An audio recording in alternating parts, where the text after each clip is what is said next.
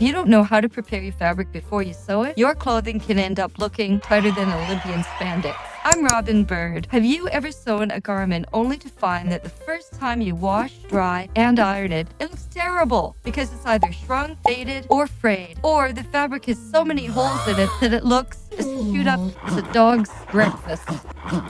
I'll show you my simple, foolproof system to keep your sewing garment in perfect shape. So you might be wondering, is it important to prepare fabric before you sew? And how do you stop fabric from shrinking, fading, or fraying? The answer is you should always prepare fabric before sewing. But how do you do that? Pre-wash your fabric before you sew. Pre-washing, pre-shrinking, these terms mean the same thing. The idea is that you wash the fabric before you sew so that any shrinkage will happen before you cut it. Is that all there is to it? Just throw the fabric in the washer and you're done? Well, not exactly. Pre-shrink or not pre-shrink? That is the question. Well, what is pre-shrinking? Pre-shrinking is an important step in preparing fabric to shrink the fibers. And the pre-shrinkage test helps you work out if you have a proper quantity of material before you sew. Let's consider the benefits of pre-shrinking fabric. First, pre-shrinking stops future shrinkage. If you don't shrink your fabric before cutting it, the very first time you wash your garment, it's going to shrink. You'll have wasted countless hours drafting and cutting only to end up with a garment that doesn't fit quite right. Second, pre-shrinking fabric gets rid of chemicals and dyes before you wear your clothes, and you have less chance of bleeding colors with other clothes to wash. It isn't hard or complicated. Draw a template of a square box, 4 inches by 4 inches. Hang on to this template. You're going to need it later. Cut out a swatch of your fabric in exactly the same measurements. Launder the swatch of fabric and don't forget the care instruction. Compare that swatch to the square that you drew in your template. My pre-shrinking test is the fastest one I know. Let me show you a demonstration of the test. I've got the satin and I've got the cotton. Now I've checked my care instructions. I need to use a cold water wash, and I should do a delicate fabric detergent. Okay, so for this satin, it's going to go in the machine and I'm going to put it on delicate. And that's all I need to do. And I just start the wash. I'm going to do the same thing with a blue cotton broadcloth. So come on down. And instead of delicate, I'm going to put it on a cotton wash. And I'm going to throw this one in. That's going to be washing a while. And I'm going to put it in a similar dry cycle. And by the way, want to learn more sewing ideas or extra tips, hit the like button so I can show this material with other people too. Thanks for that. So here are the results of the tests. When you look at the satin, when it's placed up against the original 10 centimeter by 10 centimeter square, there really is not a lot of shrinkage there. I've placed it right beside a similar fabric that was not washed. So similar satin fabric, same fabric. And in terms of fading and fraying, you can see that there really isn't too much fading on the satin, but the fraying is considerable. So with this, you can really see the reason to serge the edges or use a zigzag stitch, because on large quantities of fabric, you will lose money. With a blue broadcloth, we were quite lucky.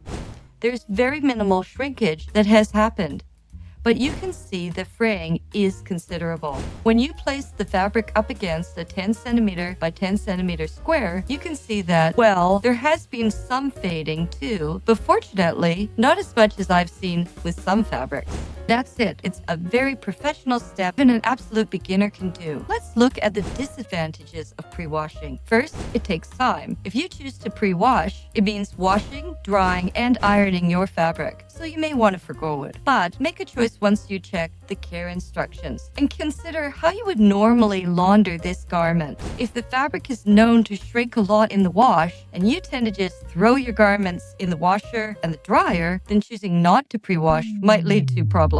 Every time she shrinks the fabric, this is the result.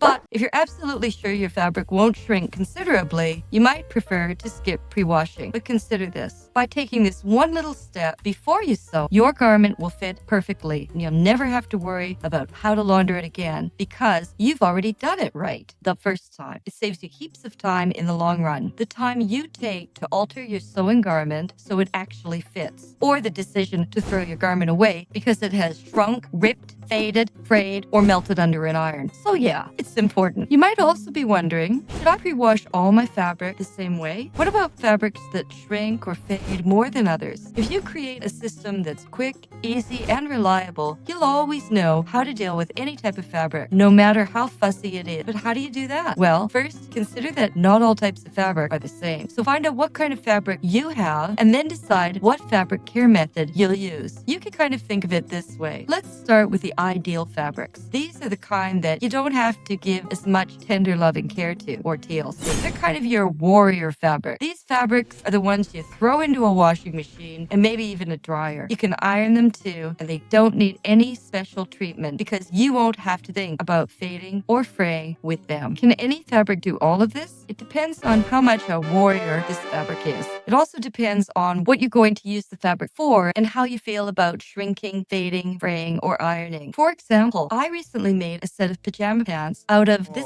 flannelette material. It's not really a warrior fabric at all. It normally requires a lot of TLC because it shrinks, fades, and frays a lot, but you can iron it on a low setting. But for me, I do not care if anyone sees my pajamas, and I don't have the time to fuss with washing or drying them. So I purposely washed the fabric exactly as I will always wash it, in a cold machine wash, and I dried it on a warm setting, knowing that the fabric would shrink but not too much. By the way, if flannelette does shrink too much, it turns into felt, but that's another tutorial. And I didn't care if the fabric faded a little, so I turned my fussy fabric into a warrior fabric, and I'll never have to worry about shrinking, fading, or fraying again now that the pajamas are finished, because it can't shrink, fade, or fray more than it has, and I fix any fraying when I sew it anyway. On the other hand, there are fabrics that you want to assess how much you can push them into a warrior status and how much you just want to keep them a pussycat and treat them with more care when you launder them. I've designed an accessible method that makes it easy to care for fabrics so you can quickly find the right care instructions whenever you need them. I decided to give away the charts I created for myself to people who watched this video. What fabrics tend to shrink more than others? Well, here's some. Cotton, like this,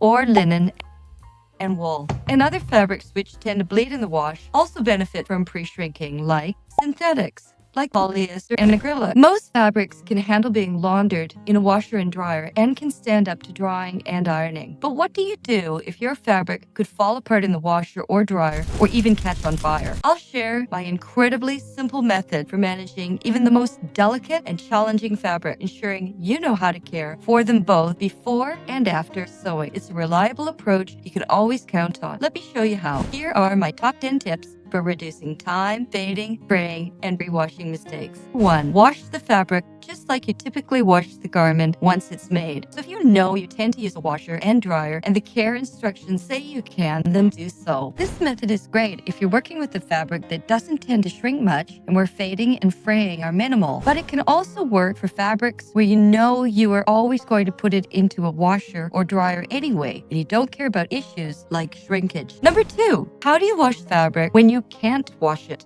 Steam instead of washing. Use a good iron like this one and a good ironing board. Hold the iron above the fabric to shrink all the fibers. Do this for every part of your fabric. Steaming can save you time, the money you spend on water, reduce distortion of grain lines, and the frayed edges that come with pre-washing. It's great for delicate fabrics like silk. Plus, it's sustainable. You use less water, and that's great for the environment, right? 3. Pre-shrink delicately to avoid fading and fraying. Yes, launder as you normally would, but keep in mind that the rougher the wash cycle and the longer it's in the dryer, the more it will fade and fray. 4. Treat sensitive fabrics delicately by washing by hand and line drying. You put so much care into alterations, muslin, and fitting, so why not try to keep your beautiful creations lasting longer? Washing in the sink means less water. That means it's more environmentally sustainable than washing in the machine. Even though it takes a little more time, it's also good for the planet. 5. Line dry and iron fabric at least one day ahead in autumn or winter. Line drying takes longer. However, you want it to be slightly damp, and this is a great way to speed up ironing, because when your fabric is damp and you use an iron, it really speeds up the whole process. 6.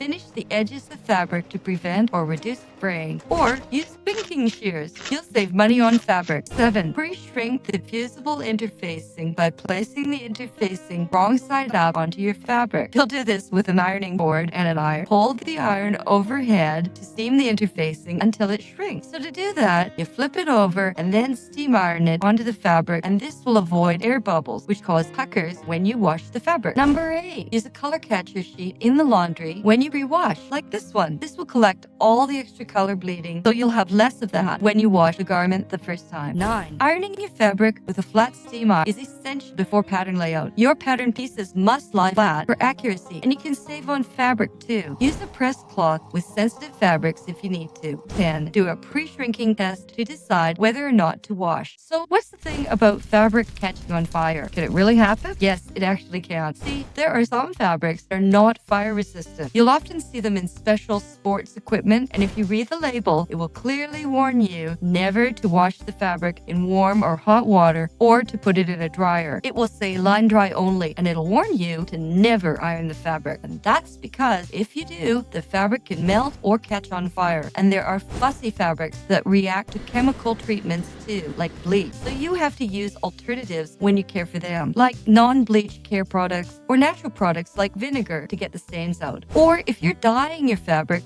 or batiking it, that's a whole new ball of wax. See, that was a joke because batiking uses wax. Batiking, ball of wax, right? Anyway, let me tell you a story about what happened to me when I was 19 years old. I was really into fabric arts, so I decided to make my own hand-sewn dirndl skirt using a traditional batiking method. I did some things right, but I did some things wrong. I did carefully prepare my fabric before I sewed the garment by pre-washing and drying it, but I also cut my pattern pieces out before I batik them, and I didn't realize that the batiking process involves a whole bunch of steps that can shrink your fabric even more. What I should have done was to prepare the fabric, batik it, and then cut the pattern pieces so that the whole garment would fit when I sewed it, but I didn't do it in that order. So when I finally sewed the garment, it was too small and it didn't fit quite right. The same thing happens when you don't pre-shrink the fabric before you sew it. Even though you've measured correctly, if you don't pre-shrink your fabric before you cut it, your garment won't fit as well as it could. It doesn't matter how much care you may have put into measuring yourself or carefully following the pattern. You don't understand what kind of fabric you have and how to prepare it beforehand. It can shrink, fade, fray, and even rip. And the same goes for drying and ironing fabric or applying additional things like chemical treatments, like in my case, batiking fabric with chemicals and wax. And all that stuff makes a big difference to how your fabric will react. So you need to have a simple, easy, and clear system for fabric preparation that you can count on every time you sew a garment. Let me show you how. Before you launder, you should look at your care instructions to see if your material can go in a washing machine, if you must dry clean it or hand wash it. If the material cannot be laundered at home, then you won't be able to do a pre-shrinkage test. You might also have the option of steaming the fabric to shrink it with an iron too. Knowing how to use care instructions